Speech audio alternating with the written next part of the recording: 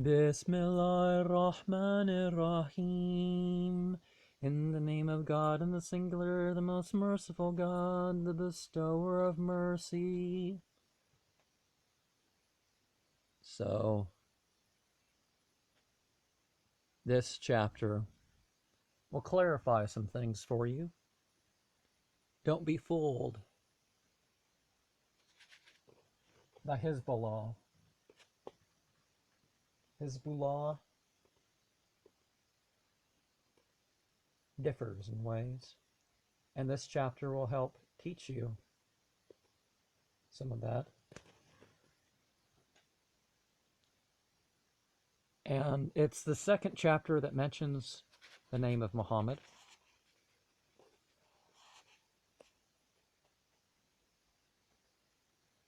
So we're over 2/3 the way through the Quran. We've heard Jesus and other prophets said more than the entire amount of times you'll see Muhammad mentioned. So anybody who tells you that Quran is just a biography of Muhammad has no idea what they're talking about. O Prophet, fear God, and obey not the unbelievers and the hypocrites. Verily God is knowing and wise. But follow that which is revealed unto thee from thy Lord. For God is well acquainted with that which ye do. And put thy trust in God, for God is a sufficient protector. God hath not given a man two hearts within him, neither hath made your wives, some of whom ye divorce regarding thereafter, as your mothers, your true mothers, nor hath he made your adopted sons your true sons. Now there's a mystical experience where one's like having two hearts, but that's not the same thing, obviously. And the chapter 4, you can say, was like the little heart of the Quran, and chapter 36 is the heart of the Quran, but that's besides the point.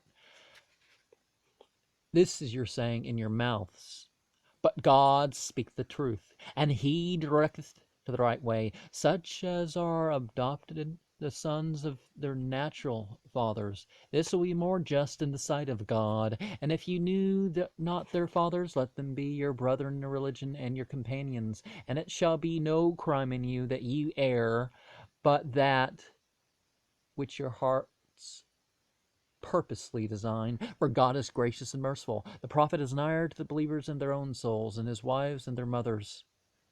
Those who are related by consanguinity are nigher of kin, the one of them unto the other, according to the book of God. Then the true believers and the muhajirun, yeah, the immigrants. Yes, and this year we're hearing a lot about immigrants, and Quran tells you this respect for immigrants in particular. But that's one of the signs of a true believer, that the prophet's ways are dearer to them than themselves, and the respect of the prophet is even more important in their presence than respecting themselves, and that sort of thing, and his family and whatnot. Unless that ye do what is fitting and reasonable to your relations. This is written in the book of God. Remember when we accepted the covenant from the prophets, and from thee, and from Noah, and Abraham, and Moses, and Jesus, and the son of Mary, and received from them a firm covenant, that God may examine the speakers of truth concerning their veracity, and he hath prepared a painful torment for the unbelievers. Now, taking the name of Muhammad out of this passage, when people try to insert it, means that this is our covenant. The Quran speaking precisely to us. It's not just, oh Muhammad, oh Muhammad, oh Muhammad. Well, okay, I'm not Muhammad, so no, that's not how it works. O true believers, remember the favor of God towards you, when armies came against you, and we sent against them a wind and a host which ye saw not, and God beheld that which ye did, when they came against you from above you, and from below you, and when your sight became troubled, your hearts came even to your throats for fear. And he imagined of God various imaginations. There were the faithful tried, and made to tremble with a violent trembling. And when the hypocrites and those in whose heart was an infirmity said, God and his apostle have made you no other than a fallacious promise. And when a party of them said, O inhabitants of Yathrib, there is no place of security for you here, wherefore return home. And a part of them asked leave of the prophet, saying, Verily, our houses are defenseless and exposed to the enemy. But they were not defenseless, and their intention was no other than to fly. If the city had been entered upon them from the parts adjacent, and they had been asked to desert, they had surely consented thereto, but they had not in such case remained in the same but a little while. They had before made a covenant with God that they would not turn their backs, and the performance of their covenant with God shall be examined into the hereafter. Say, flight shall not profit you if you fly from death or from slaughter, and if yet shall ye not enjoy this world but a little?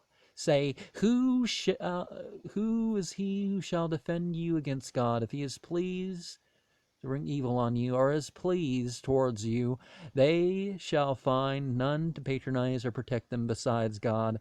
God already knoweth those among you who hinder others from following his laws, and who say unto their brethren, Come hither unto us, and who come not to battle except a little, being covetous towards you. But when fear cometh on them, thou seest them look unto thee for assistance, their eyes rolling about like him who fainteth by reason of their agonies of death. Yet when their fear is past, they invie against you with sharp tongues, being covetous of the best and the most valuable part of the spoils. These believe not, wherefore God hath rendered their works of no avail, and this is easy with God. They imagine that the Confederates would not depart and raise, and if the Confederates should come another time, they would wish to live in the deserts among the Arabs who dwell in the tents, and inquire after the news concerning you. And although they were with you this time, yet they fought not except a little. Unto him who hopeth in God, and the last day, and remembereth God frequently. When the true believers saw the Confederates, they said, This is what God and his apostle hath foretold us. And God and his apostle has spoken the truth, and it only increased their faith and resignation. Of the true believers, some men justly performed what they had promised unto God, and some of them have finished their course, and some of them wait for the advantage, and they change not their promise by deviating, that God may reward the just performers for their fidelity, and may punish the hypocritical if he pleaseth, or may be turned unto them, for God is ready to forgive and merciful. God hath driven back the infidels in their wrath. They obtained no advantage, and God was a sufficient protector unto the faithful in battle, for God is strong and mighty. So the misbelievers, not infidels, but these foolish people with the infidel bumper stickers, these are some extremists that you got to watch out for. And don't hesitate when it comes to protecting yourself against these people.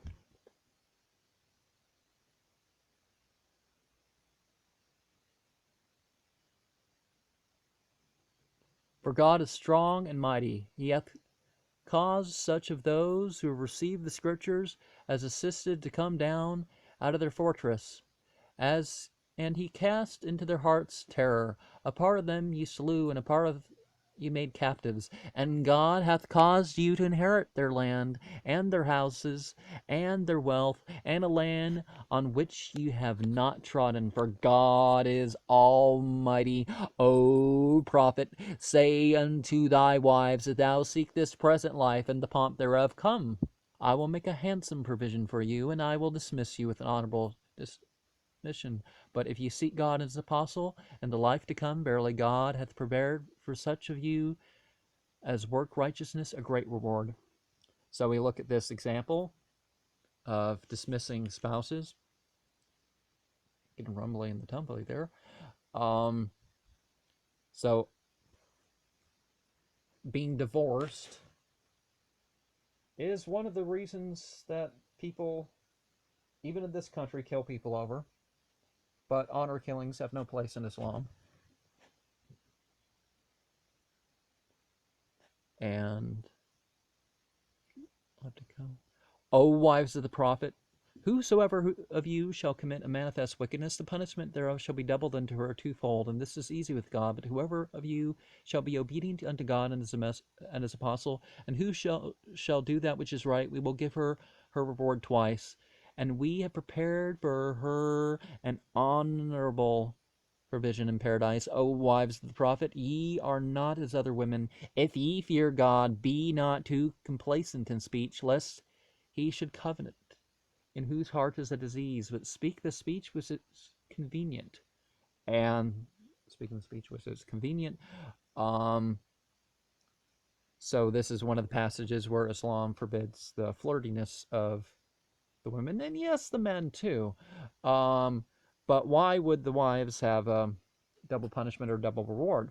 The same way that the companions had more reward is because the house of the prophet has more of a legacy. So good or bad, their influence is like that.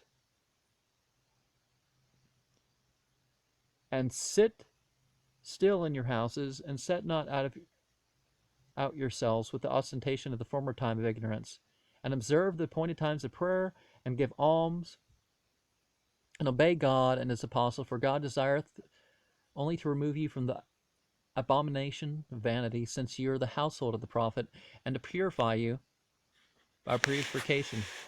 And we see that too, that they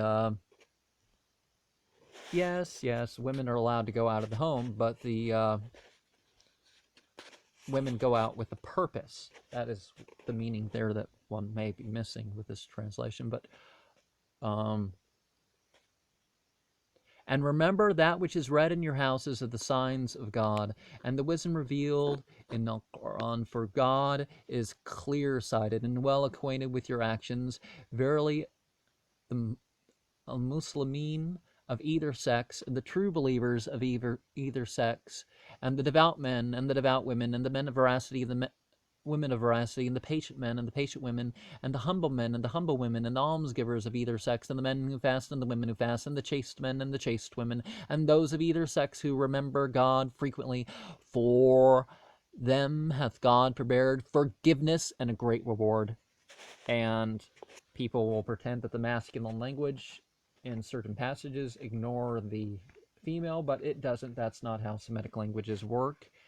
And we also see here that when things that the community does together, it often breaks into either the plural, or it mentions the males and the females, that it's the whole community, emphasizing that point.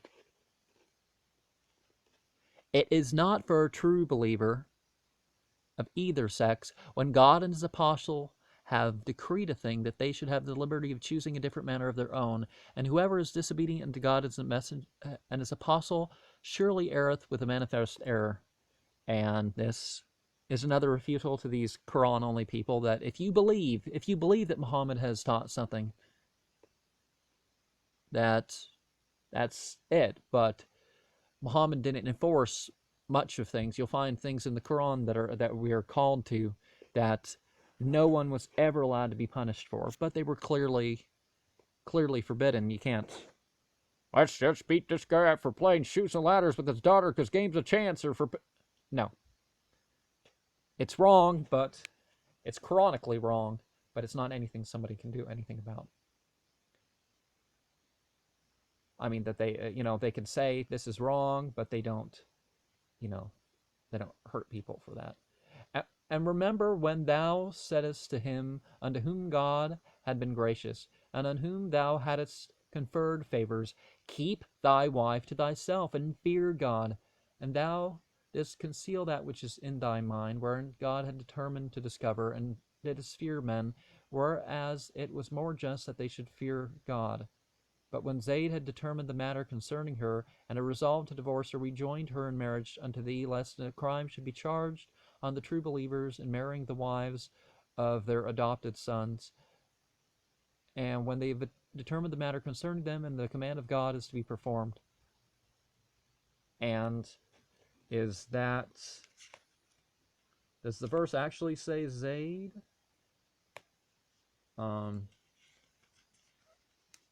I'm not sure if it says that, but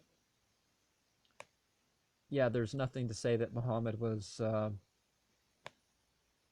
Okay, I guess it does say Zayd. These passages often don't think, but the adopted is sort of different than the actual Islamic concept. You don't rename people you take under your guardianship. It's more of a guardianship, but so you don't have blood relation when it comes to those people, no matter how long you raised them or took care of them, and that is part of what was being undone there, and also the importance of staying married.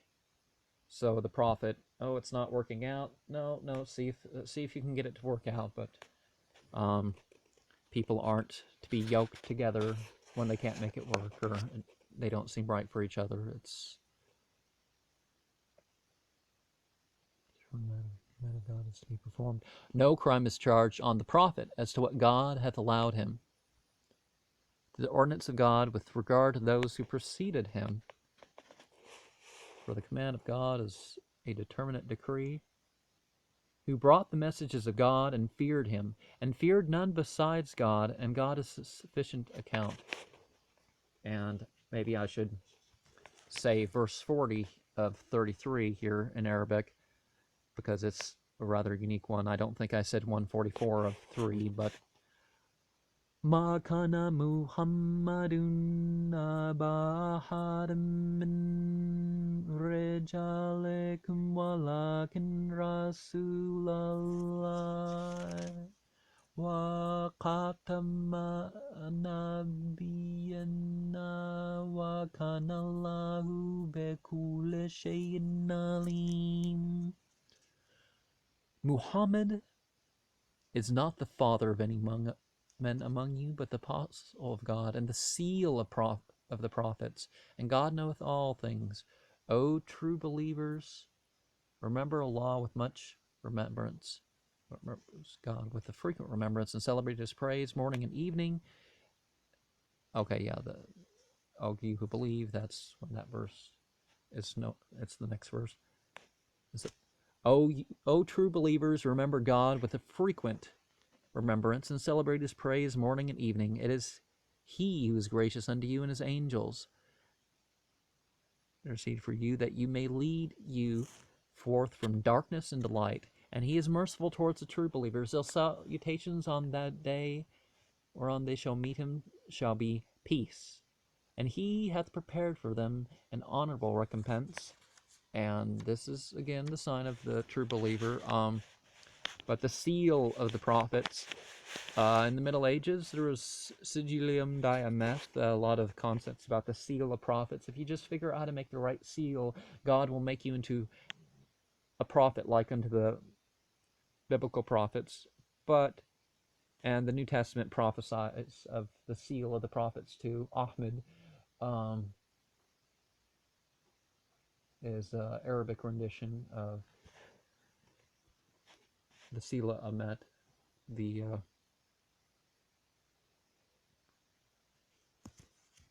well, in a way, but Yeah, so the seal of the prophets, you put, it's not the strange thing that one sect has did, that the seal of the prophets, that just means that the prophets to come are going to have to mention Muhammad. You put your seal on the letter, but the it's a particular type of prophet too. The exemplar prophet, the prophet that has the scripture, that comes with the scripture, the prophet who awakens the inner fruit, Nabi.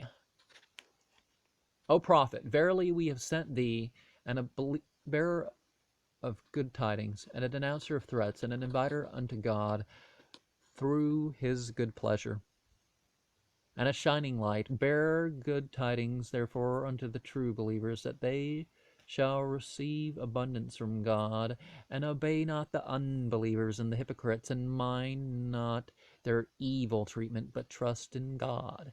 And God is a sufficient protector. O true believers, when you marry women who are believers, and afterwards put them away, before you've touched them, there's no term prescribed on you to fulfill towards them, but make them a present, and dismiss them freely with an honorable dismission.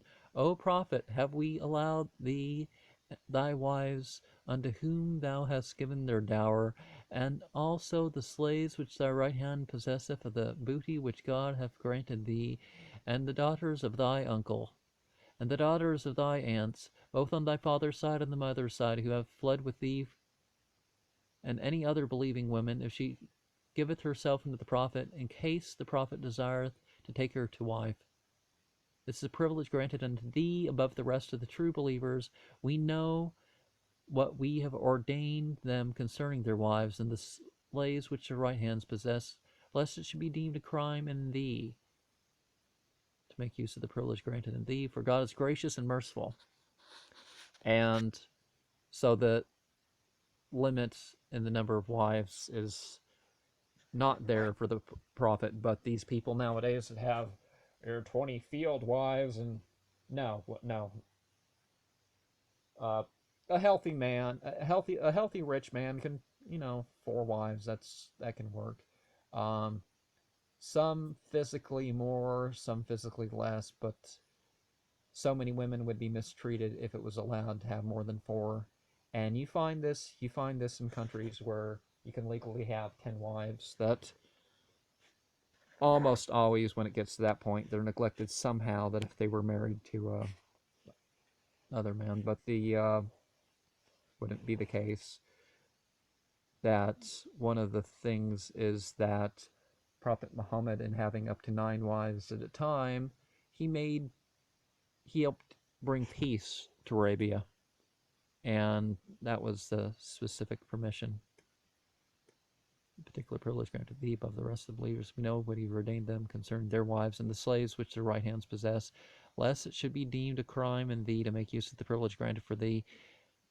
And God is gracious and merciful. Thou mayest postpone the turn of such as thou please, and being called to thy bed, and thou mayest take unto thee her whom thou shalt please, and her whom thou shalt desire, of those whom thou shalt have before rejected, and it shall be no crime in thee. This will be more easy. And also amongst that, remember the thing, if the women who want him to be married, it's not that, oh, Muhammad sees someone, bring her to me. Somebody was brought to Muhammad, and she didn't want to marry him, and Muhammad sent her away. Well, I mean, she was afraid. It was the time to consummate the marriage, and she was, what was her name? I don't remember her name. But she was afraid of the prophet, and Muhammad said to her, it's not for me to force women, or something like that, and sent her away with gifts, and didn't make her stay married to him. Thou mayest postpone the turn of such as thou please, and thou mayest take to her whom thou shalt please, and her shalt fire, and no crime in thee. This will be more easy, that they may be entirely content, and may not be grieved, and may be well pleased with what thou shalt give every of them. God knoweth whatever is in your hearts, and God is knowing and gracious. It shall not be lawful for thee other women hereafter, nor to exchange any of thy wives for them, although their beauty please thee, except the slaves whom thy right hand shall possess, and God observeth all things. So amongst free women, Muhammad was banned at some point, but Muhammad never took a wife among the slaves either. Now, slave wives aren't forced marriages either. Um, that's not a right that one has over one's slaves.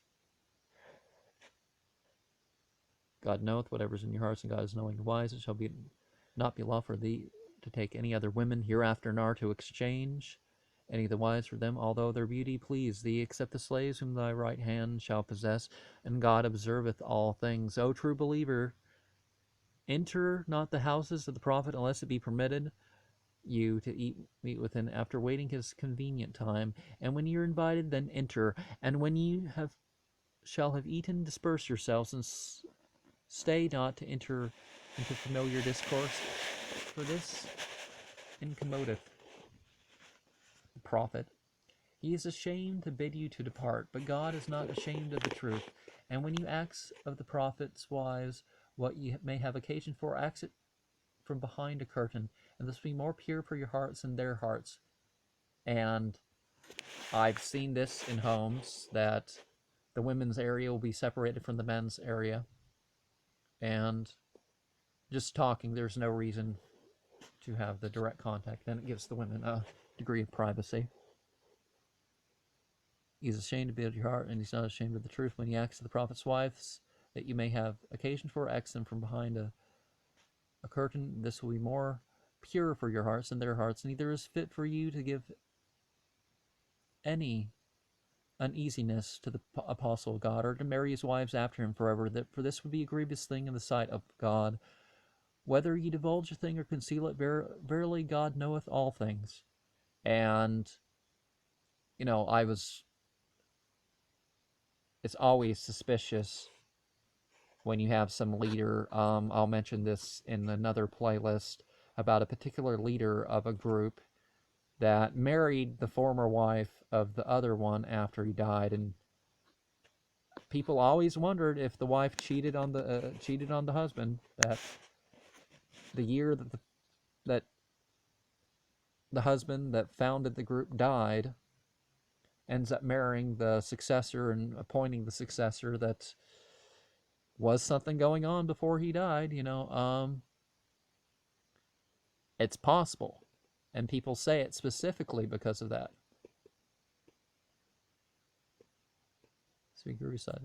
Whether ye divulge a thing or conceal it, verily God knoweth all things. Shall be no crime in them as to their fathers, or their sons, or their brothers, or their brothers' sons, or their sisters' sons, or their women, or the slaves which the right hand possess, if they speak to them unveiled. And fear ye God, for God is witness of all things. So those circles of modesty, the greatest towards your spouse, and then your family, and then the ones, then the servants, last of all. But the servants that, as I believe, was it Surah 4 that mentions it's not the servants that are gonna, go around making distinctions and saying the things about what the person of the opposite sex has covered. And fear God, for God is witness of all things. Verily God and his angels bless the prophet. O true believers, do ye also bless him, and salute with a respectful salutation. Allahumma salli ala Muhammadin. Something like that. Where's the verse?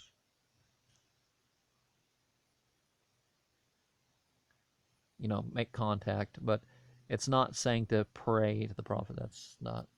I'm glad that he hasn't. Verily God and his angels bless the prophet. O true believers, do ye also bless him and salute with a respectful salutation.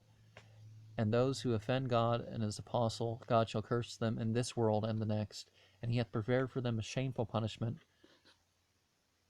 And they who injure the true believers of either sex, without their deserving it, shall surely bear calumny and a manifest injustice. O prophet, speak unto thy wives and thy daughters and the wives of the true believers, that they cast their outer garments over them when they walk abroad.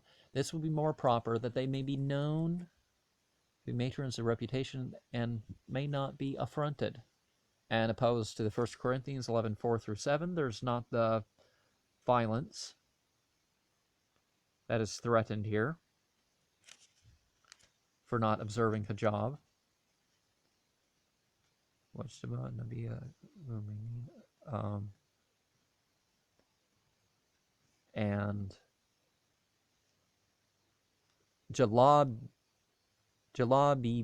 and Jalabib. Yeah, that's very specific. A jalabib is a garment that covers the head. It allows the hands, the face, and the feet to be seen, but that's very specific here. There's no... That's even clearer than the biblical insults and threats around the same thing. But the blessing of the prophet, what's that verse here? 56. Inna Allah wa malaikatu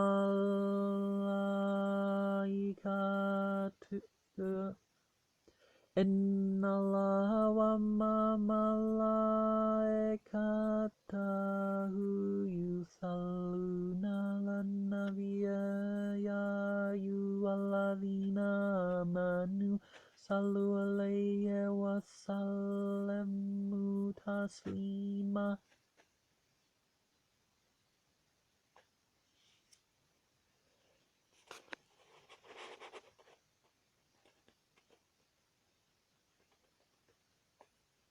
So, prophet, speak to thy wives and thy daughters and the wives of the true believers, that they cast their outer garments over them.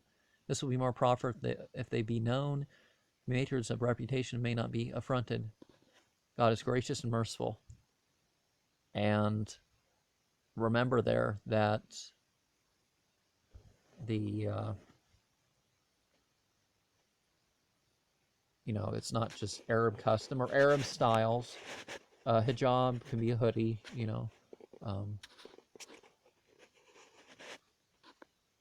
and this is one of the things that the Quran only people will pretend that's the standards of modesty are not what they are. You just do whatever, just what you feel is modest, and that's not how it works. And I said that thing about the benedictions not being praying to the prophet. Some people misunderstand that.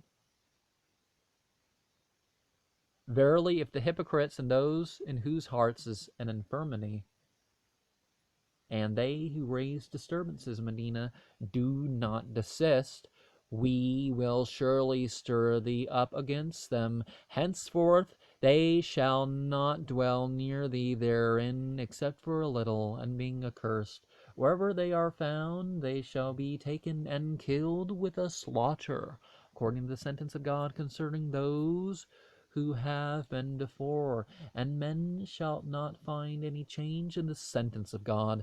Men will ask thee concerning the approach of the last hour. Answer, verily, the knowledge thereof is with God alone, and he will not inform thee. Peradventure the hour is nigh at hand. Verily, God hath cursed the infidels, and hath prepared for them a fierce fire, wherein they shall remain forever. They shall find no patron nor defender on the day when their faces shall be rolled in fire. They shall say, Oh, that we had obeyed God and had obeyed his apostle.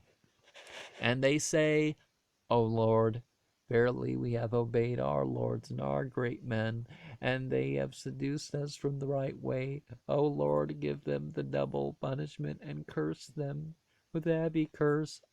O true believers, Be not as those who injured Moses, but God cleared him from which they had spoken concerning him. And he was of a great consideration in the sight of God. O true believers, fear God and speak words well directed, that God may correct your words for you and may forgive you your sins. And whoever shall obey God and his apostle shall enjoy great felicity. We proposed the faith unto the heavens and the earth and the mountains, and they refused to undertake the same, and were afraid thereof. But men undertook it. Verily he was unjust and foolish.